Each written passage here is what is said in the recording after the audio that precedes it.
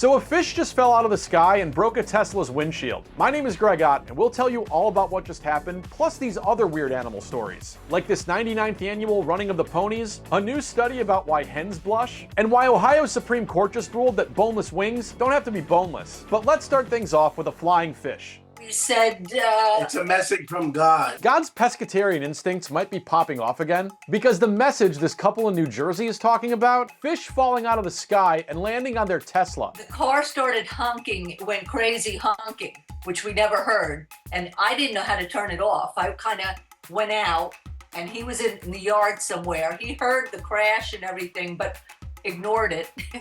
Yeah, so on Sunday out in Atlantic Highlands, New Jersey, this couple heard a commotion involving their Tesla. And when they went to inspect the scene, they found, well, this. We were like, holy crap, look at this. And I said to him, it looks like fish scales and blood on the windshield. Sure, some Tesla products are famous for taking a baseball to the glass, but it's something else entirely for a damn fish to fall from the heavens and shatter the car's front windshield. Our couple here was understandably surprised by what they witnessed in the dashcam footage. Yeah, we're thinking somebody threw it at the car. Like, is somebody after us? Is it vandals? Or, We said we're glad it didn't hit us. So what exactly happened here? Was it an act of divine provision? A careless fishmonger with a hell of a pitch from Seattle? Nope, it's actually believed to be the act of a careless bird. One that happened to be carrying a bunker fish in its mouth that ended up dropping the thing on the car. Given the couple lives about a mile away from Raritan Bay where these fish are abundant, makes sense. And this man local news spoke to at the nearby harbor can at least attest to the fact that,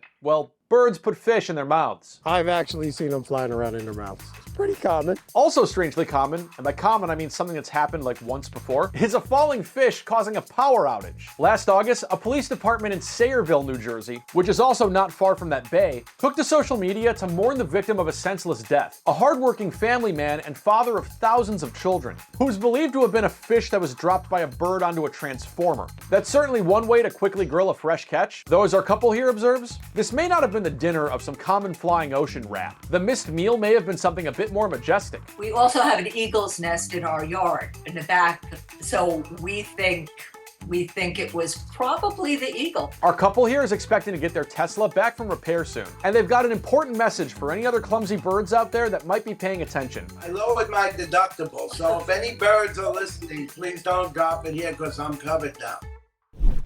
Whoa, a loose pony in the street. Is this something to worry about? Absolutely not. If anything, it's getting ahead of itself, as it's about to cross this marsh in Virginia with dozens of other horseback riders in tow. That's because they're taking part in the annual Chincoteague pony swim, during which dozens of these things swim from Virginia's slice of Chincoteague Island over to Chincoteague Island. You know, as part of a fundraiser with the Saltwater Cowboys. Oh, right. Huh? Okay, so after a bunch of fires in the Virginia town of Chincoteague in 1925, the volunteer fire department there was allowed to throw a carnival, during which they sold some of the ponies that live on Chincoteague Island as a fundraiser. The whole thing was a hit, and now for 99 years running, these firemen known as the Saltwater Cowboys have been rounding up Chincoteague's wild ponies and ushering them across this channel to Chincoteague in this annual pony swim, during which anyone can rent a boat or a kayak or simply stand along the shore to witness this annual swimming of the horses. This whole affair is apparently memorialized in a series of beloved children's books like Misty of Chincoteague, which I never bothered reading because I was too consumed with plausible stories about monsters' blood and kids turning into chickens. Anyway, around 150 wild ponies live on Chincoteague Island these days,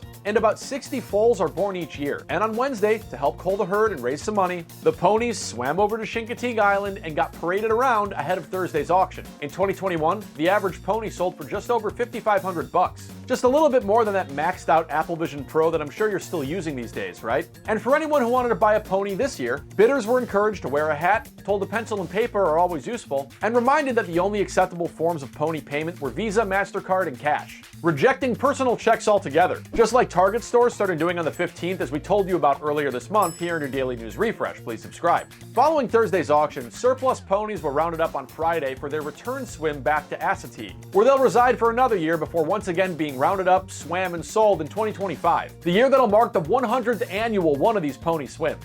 And hey, if you think that's an impressive anniversary, did you know the Caesar salad turned 100 on the 4th of July? Well, it did. Wow.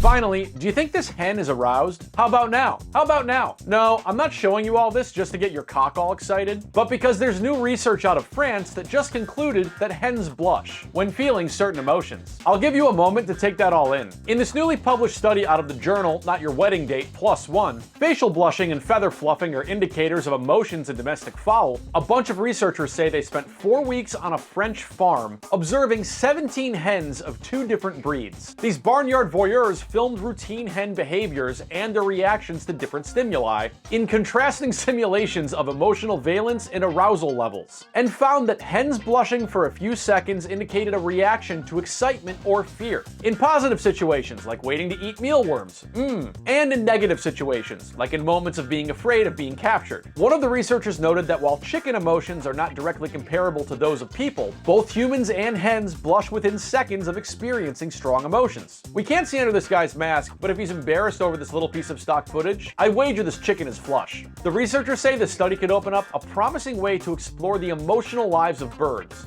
a critical step when trying to improve poultry welfare. And speaking of poultry welfare, Ohio's Supreme Court just ruled that boneless chicken wings are allowed to have bones in them. Yeah, in a decision on Michael Berkheimer versus REKM LLC doing business as Wings on Brookwood, the issue at hand was, should a jury, not a judge, determine whether a consumer should reasonably expect, anticipate, and guard against a substance in food that the seller specifically claimed wasn't in the food? Back in 2016, this guy in the lawsuit ate a boneless wing in a restaurant that, well, contained a bone that ended up tearing through his esophagus, and he sued the restaurant and their food suppliers. The guy lost the case and appealed it all the way to the Ohio Supreme Court, which ultimately ruled against him 4-3 on Thursday, stating that when it comes to boneless wings, a diner reading boneless wings on a menu would no more believe that the restaurant was warranting the absence of bones in the items than believe that the items were made from chicken wings. Just as a person eating chicken fingers would know that he had not been served fingers. The food items label on the menu described a cooking style. It was not a guarantee. The dissenting opinion stated this guy with a torn esophagus should have been able to present his case to a jury, which could appropriately determine what an Ohioan should reasonably expect when ordering boneless chicken wings. And if you subscribe to @The News Refresh on YouTube, you should reasonably expect more weird and interesting news stories like these each and every day. I'm Greg Ott, and let us know what you think of these stories in the comments. In this recent video about Amazon's plans to start running ads when you have one of their videos paused, Botku just said, "Very insightful. Thank you for sharing." You're very welcome, Botku.